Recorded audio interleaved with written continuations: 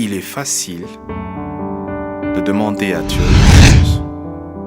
Mais cependant, ça devient un exercice compliqué de lui dire merci une fois nous avons les choses que nous lui avions demandées. Et nous sommes ces cœurs-là qui viennent témoigner leur reconnaissance devant leur Créateur. Merci Jésus. Bonjour, bonsoir, selon l'heure à laquelle vous nous suivez. Bien-aimés dans le Seigneur, vous êtes bel et bien sur votre chaîne YouTube Maison Précéleste TV.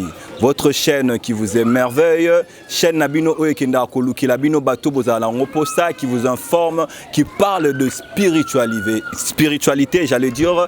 Vous êtes bel et bien sur votre émission L'humanité à la recherche de Dieu. Là, nous vous parlons de comment est-ce que les gens ont pu chercher leur Dieu, comment est-ce que les gens ont eu à faire des démarches pour rencontrer l'infini. C'est votre humble serviteur bienvenu qui vous dit le sacrificateur roi. Aujourd'hui, nous allons recevoir pour vous, dans le souci toujours de vous informer, de aider à renforcer votre foi, un éminent serviteur de Dieu qui est le pasteur Mouzé Wangu. Le pasteur Mouzé Wangu, il est responsable de l'église, la communauté chrétienne Etumbelo. Je m'attelle déjà à saluer notre invité. Bonjour Mouzé Wetu. Bonjour papa journaliste. Mouzé Wangu, un mot pour Nabatu, Obazolanda Biso, Basali Nzambe, Bafidèle, Obazali Kolanda Biso, na moment où si tu as un mot à dire pour eux. Vraiment na pesi bato nyonso mbote oyo bazolanda biso na minute oyo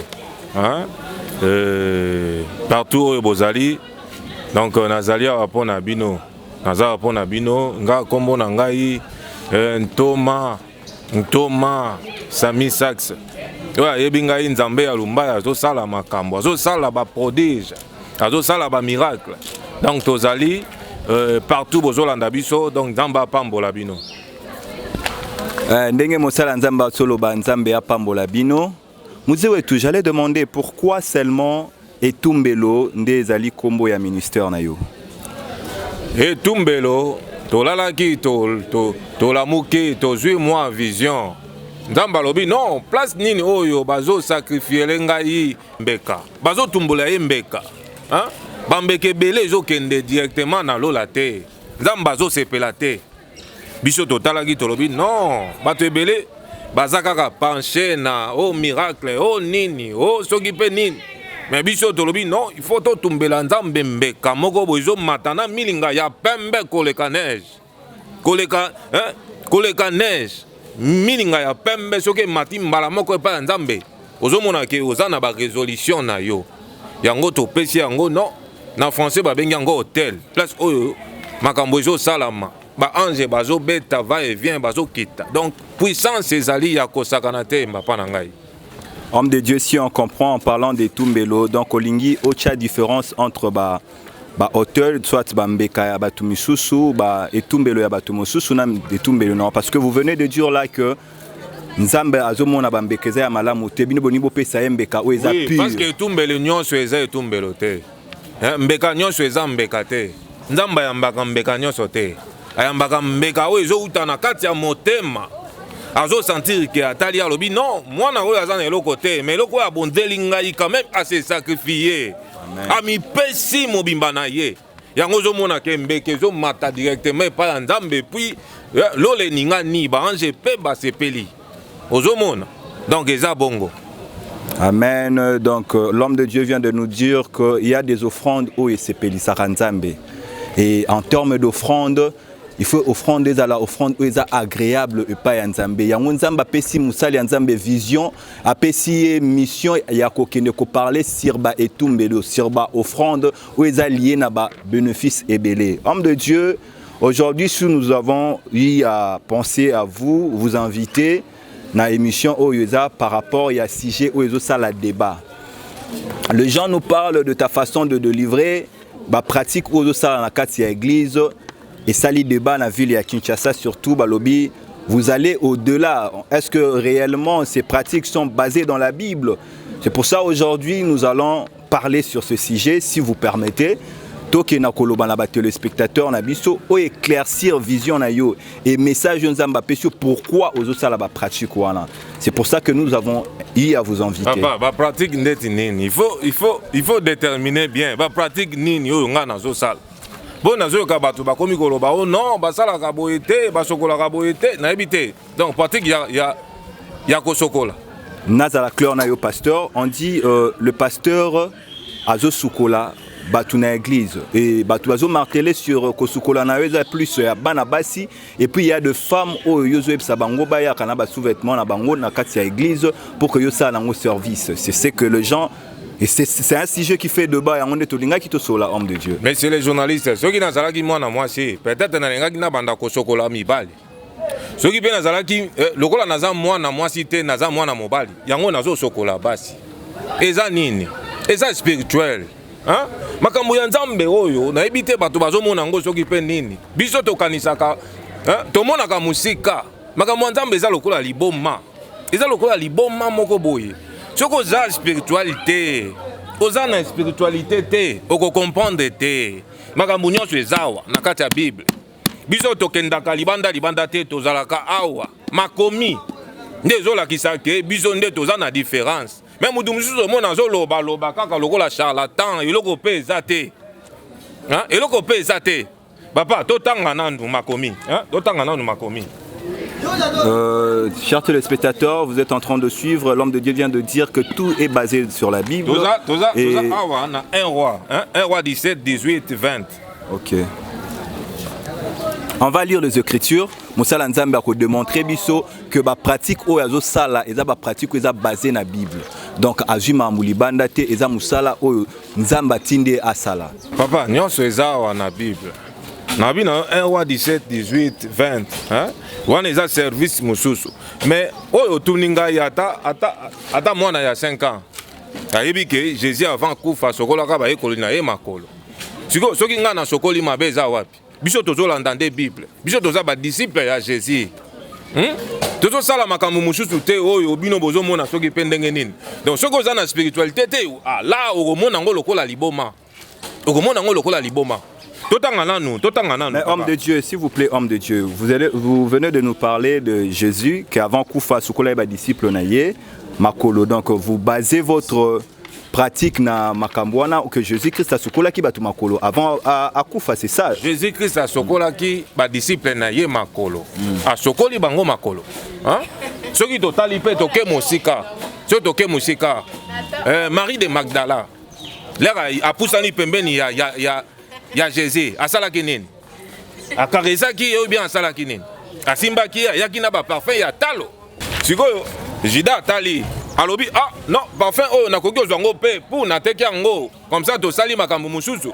Jésus alobi non botika ye eza motema yango na yebisaki awa tout à l'heure nabi etumbelo biso totala makambo ezali ya etumbelo hôtel ko bonzela nzambe iloko oyo ezouta na motema nzamba atalaki Yesu atali alobi mwasi oyo motema na ye eza ndenge mususu ekokani na bato mususu te oyo bazosala fier awa n'importe comment o ngai docteur ya nini boye o ngai soki pe ne prophète dala makambo ya nzambe eza liboma makambo ya nzambe eza mystique d'autant homme de Dieu mais yo olobi na biso awa que na bandeko balandi bazolanda biso olobi était Marie de Magdala ayaki kopesa offrande ya caresse. Or biso toyebi ke apesa ki ka offrande za ki caresse te. Et en parlant de ça ou anticiper question nanga que nanga tuna parce que ça fait aussi débat que ozana jeudi caresse ou basali ba fille ba ya kana église pour que basala yo caresse comme étant offrande ba caresser yo. Et ce qui est plus grave na basi ya batu ya mabala bazoya ka ko caresser chaque jeudi pour na service ya jeudi caresse. Tango Marie de Magdala yaki hein asala genene ayambi Yesu abandi ko simba Yesu azwi suki na ye atiango na makolo ya Jésus ezala genene wana epana ibino obengaka nini ba français eza caresse te yango wana omoni service ya caresse nzambe avandaka omoni trône ya nzambe bato bazosakana nango to oyebo yokomi koganga ozosala prière loko ozogangela nzambe aza moninga na yo aza camarade na yo non caresser ye ozo comprendre caresser ye yango wana omonaki ke Marie ya Magdala yake ayena eloko ya talo epai ya Jésus abonzeli ye yango moni biso tozosala bapratique wana tozolanda kaka ndenge makomi elobi ndenge makomi elobi tozonga awa na 18 elobi nini toza na 1 roi 17 sikoyo toke na 18e verset mais na kolinga mingi tokita na 18e 19e elobi il lui répondit donne-moi ton fils boyoka eloko oyo na fongola bino eloko oyo boyoka eloko oyo il lui répondit donne-moi ton fils et il est pris du sein de la femme bozoyoka nga bien yoka bato bozoyoka bino bato bozolanda nga bolanda le monta dans la chambre haute papa bamati place mosusu te baken na chambre haute où il demeurait et il le coucha sur le lit papa koyebisa nga sikoyo nini oyoki biloko il le coucha sur le lit coucha basali nini likolo ya mbeto baken na chambre haute chambre moko ezali secret bakoti na kati et puis il le coucha sur le lit bozo sala bavanti oh non soki nini nga na do sala ba pratique oyo uta awa na kati ya Bible. Donc na pratique oyo nezo permettre yo ko sala délivrance à partir ya ko coucher na bana basi soki na sali délivrance Eli azalaki na mwana oyo batalanaki mbunzo na mbunzo munoko na munoko zolo na zolo tolo na tolo et puis bazalaki wapi likolo ya mbeto sur le lit siko soki nga nasali yango nde na memingam non makambo ya nzambe eza lokolo ya liboma makambo ya nzambe eza lokolo ya liboma biso toza trop spirituel tozolanda recommandation ya nzambe nga nautaki nini nautaki ngomba na kiti nasali 7 jours na ngomba makambo namona kuna bino boyebi te na sololi na nzambe alobi non recommandation na ngai yango wana biso toza na église oyo babengi église etumbelo siko tokosala nini fo tosala basacrifice epa na biso tozolinga pauvreté longwa donc ce qui pauvreté ko lungwa la pratique wana o eza basé na il le coucha ou expliquer biso il le coucha wana te homme de Dieu bato tala biso balingi ba yeba parce que c'est ce qui fait encore débat ça fait parler bato loba pourquoi l'homme de Dieu se permet de faire ça même aux femmes mariées et autre chose babana tunayo est-ce que ce qui moi na yo et que aza lié na ba esprit mabe okoki ko ça la peu même pratique que aux autres ça na batu misusu. Pourquoi pas na ça et la mwana na ngai po eza makomi ya nzambe tokiti siko na 21 bino bato bozolandanga tokiti na 21 et il s'étendit 3 fois sur l'enfant invoqua l'Éternel et dit l'Éternel mon Dieu je t'en prie que l'âme de cet enfant revienne au-dedans de lui nzamba yoki sikoyo pona nini bandakala wana nzamba yokaki ete bangunzami basambeli nzamba yoki te tango nde basali makambo wana nzambe nde asili donc akidisi bonzambe na ye pona nini nzamba zana makambo na ye asalaka il faut kosala na ba pratique moko boye eza nango bondoki te mais bondoki na kolo mutu ayebi makambo nzambe ta komona ngo lokola bondoki bato bakomi kokanisa nga lokola magicien bazokoma natali na bacommentaire ebele bafingi nga me bozoyeba makambo bozosala te bozoyeba te biso tozawa na kati ya Bible tozolobela oyo nzambe atinda oyo Jésus ye moko atikela biso tosala yango tozosala c'est un peu ça ma part. Fidèles téléspectateurs internautes bozolanda biso le propos tenu eza ko engagé kaka yemoko auteur biso tozali na besoin juste ya kozwa ba réponse par rapport ya ba question au bino bozo poser na sima ya caméra et alors yango to yaki luka mosali ya nzambe Mosala Nzambe a démontré biso na écriture. Alobi soki Nzambe a exosaka Eli, c'est parce que Eli a sala qui pratique au ezali ya coucher sur l'enfance. Azui moi na memi na chambre haute. Tandis que chambre ezali lié moko secrète. Hein? Lié moko secrète. Oh batu ezala na intimité. Hein? Ezaka ka intimité kuna. Kuna okota pambate. Oh non na koti non, ezali lié moko secret. Mais a memi moi na lié secret. Batu misu batika libanda ba ke bango mibale na mwana. Amateli mwana. Akoucher mwana na kati ya chambre puis likolo ya mbetu. Siko yo koyebisanga nini? Okoyebisanga ke non eza makambu soki eza magie te makambu ya Nzambe ezala makabongo. Makambu ya Nzambe ezala makabongo. Okomona ngo lokola magie lokola liboma mais eza liboma te. Bino bato bozo loba biloba loba. Bo continuer ko loba biloba loba. Mais biso tozo sala makambu oyo ezali na kati ya Bible. Tozo lobela ndeli loba. Tozaka kawa tobimi te. Hein? Oyo pa lingi a expérimenter miracle. Aya.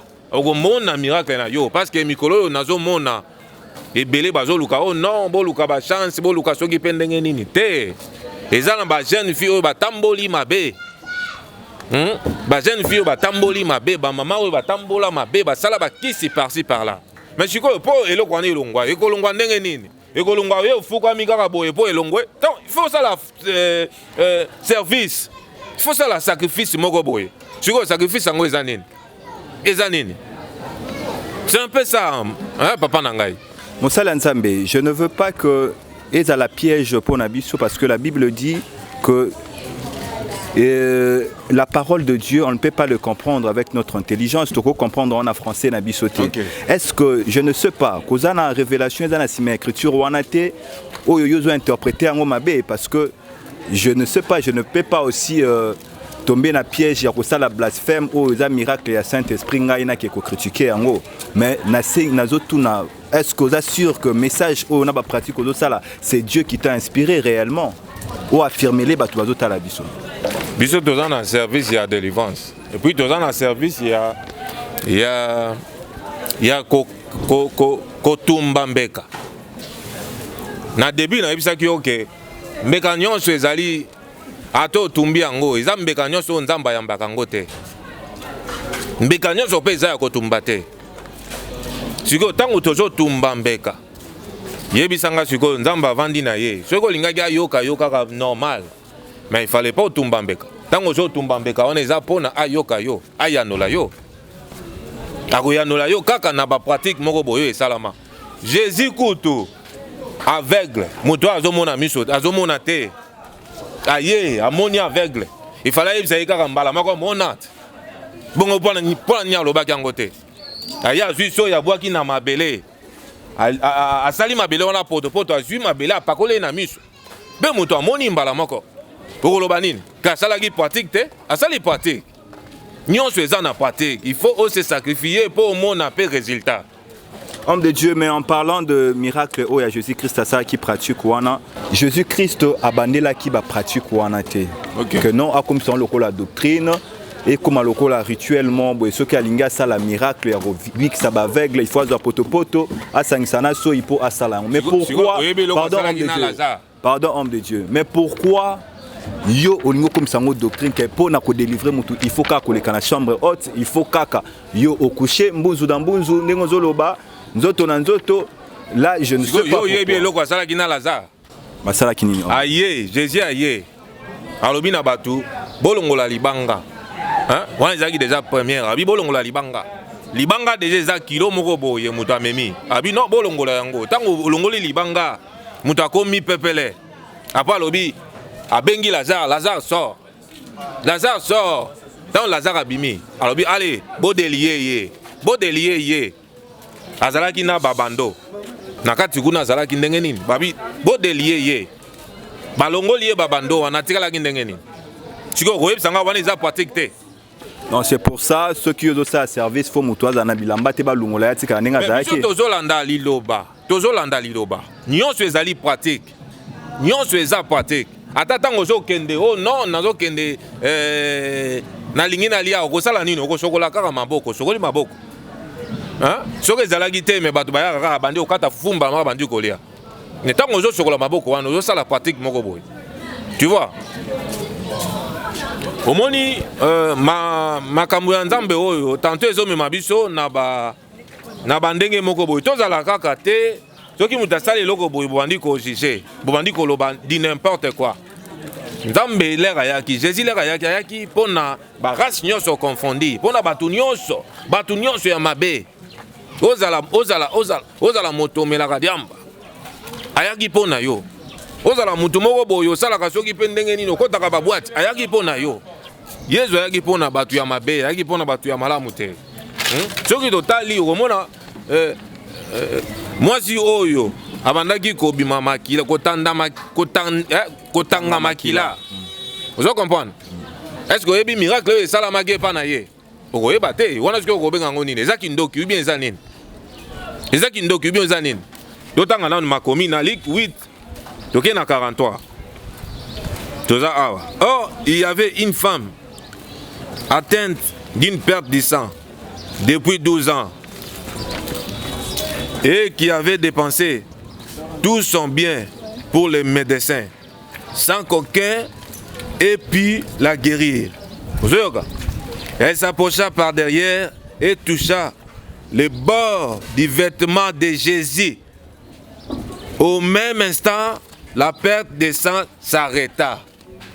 Papa, tant dans le sang kindoki na kolo, kindoki ezali, ezaba kindoki na bino ya mike mike ote.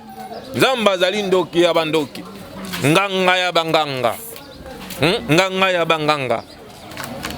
Jésus azalaki na foule, tala bato ebele. Mais comment koki ko sentir que moto asimbi elamba? Il va sentir, a telemi alobi non. Nani asimbi ngai? Ba yiko balobi oh mais Jésus. Ba monyango lokola liboma, mais moto abeli liboma to nini? Bato ebele boye comment koko yeba moto oyo asimbi ye. Batala boye mwana mwasi moko azalaki wana pendant 12 ans tangaka makila. Esilaka te. Mais makile katanaka mukolo asimbaka Jésus. Et puis Jésus a lobi non obiki tu es guéri. Ezanine. Ezanine, eza pratique te. Donc na makamandambe lokola ba aventure te. Nyonso eza toujours na ba pratique. Na si ozo comprendre ngai. Chers téléspectateurs, je pense que bino bozo comprendre ndenge ngapi nazo comprendre oyo mosala nzamba zo expliquer biso. Alobi nyonso oyo e bengaka miracle ezaka lié na ba pratique. Selon compréhension na ye, selon révélation nzamba pesaki ye. Et alors, comme je le dis toujours, ce sont ses propos, c'est lui qui soutient ses propos. Donc, je suis pour rien, ne me tenez pas rigueur. Donc, juste on a besoin de information sur le ministère naye, ameka ko éclaircir biso sur la pratique oyoye azosala na katia ministère naye. Homme de Dieu, toko beaucoup manasuka ya émission na biso. S'il y a un message oyo ko pesa na batu oyo bazo douter na ministère na yo, batu oyo bazo critiquer yo, message ni ko pesa bango. Batu oyo bazo douter na ministère na ngai na ebité peut-être il faut bo revoir nan, hein, bo revoir nanu ndenge ya kosambela na bino. Ba misusu bazana bango ba appeler te. Olali ola muki kaka non na komi apôtre, na komi pasteur, na komi évangéliste. Na komi prophète. Pe makambango pozo loba eza pe cadré te.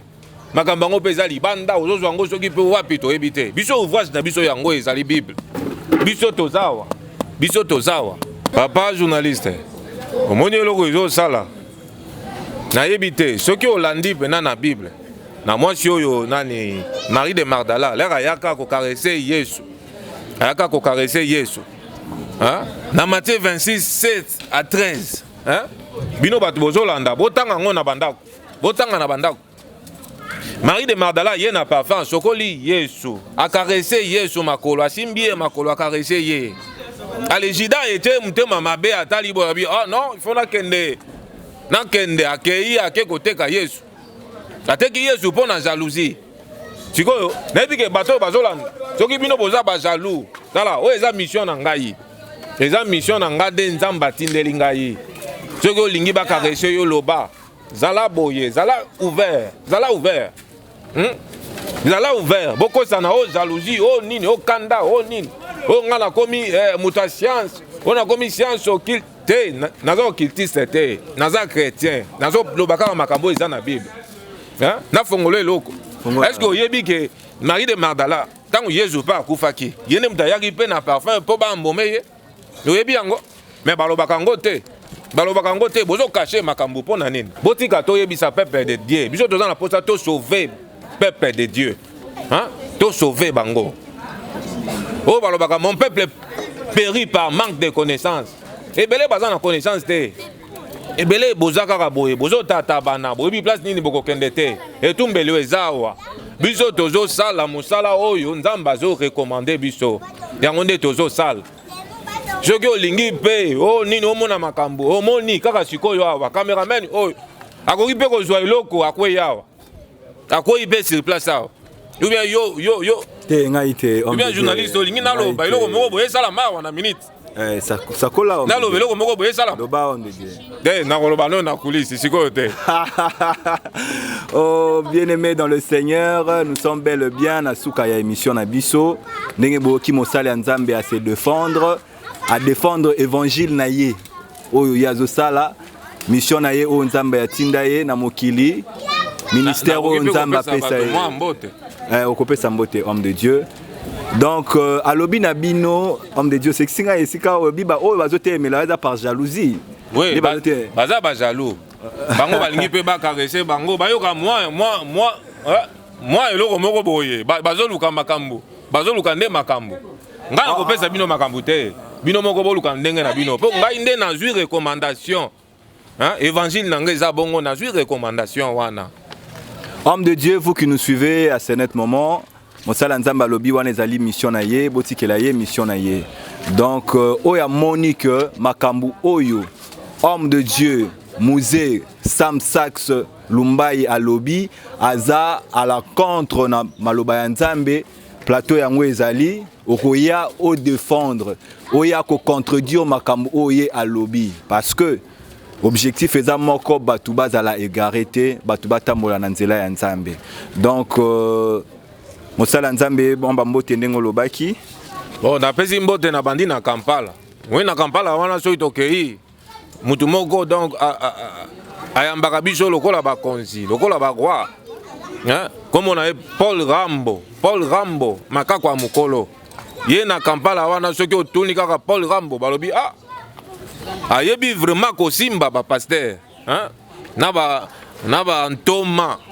Donc Paul Rambo ya yo yango wana na pesi lisusu odile odia na kati ya Afrique du Sud, hein? Bambote na yo yango yo. Eko pesa Ladi Balunga na kati ya France, chanteur de l'Éternel. Moto azo yemba soki a pompe mungongo boyolobi oh non oh ba angelu oto nini hein Ladi Balunga ya yango wana na tindeli yo bambote belé et puis na pesi Job Kani na kati ya Toulouse kaka na France wana Job Kani ba mbote na yango wana et puis na pesi d'avant posa na Belgique d'avant posa wana prêtre ya ba prêtre hein bambote na yango wana donc na suki kaka wana. Merci beaucoup. Bambote na bino ndenge mosala Nzamba osi koloba bambote na bino ba obolanda kibiso na ebandeli ya émission pe na suka na te papa Mukalai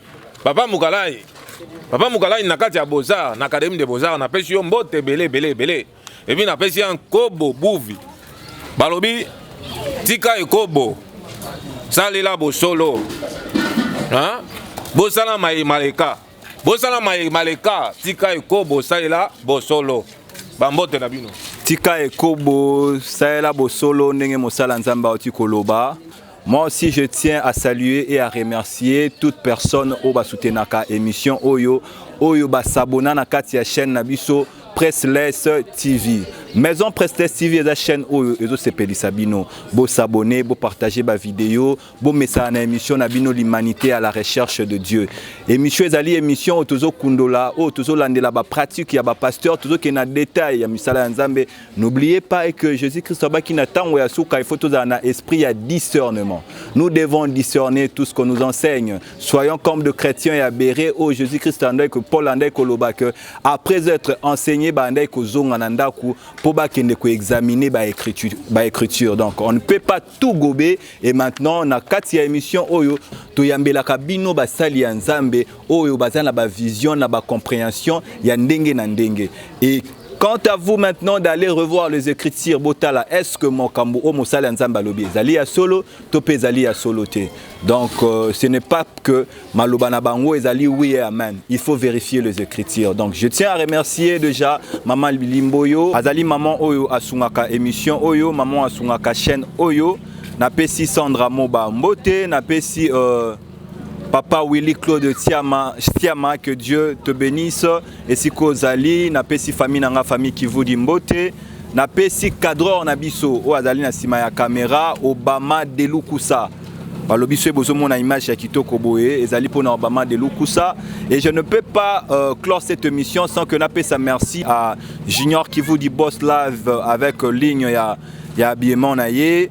KVD Couture à partir d'Afrique du Sud, Mamina qui vous dit Bertin Van Kacham Mbote Nabino et à ma nièce Dora Mukulumpa, la mannequin, Yope na Pesio Mbote, beau s'abonner, beau partager ma vidéo, oyo, que Dieu vous bénisse, bye bye. Il est facile de demander à Dieu de choses, mais cependant, ça devient un exercice compliqué de lui dire merci quand nous avons les choses que nous lui avions demandées. Et nous sommes ces cœurs-là qui viennent témoigner leur reconnaissance devant le Créateur. Merci Jésus.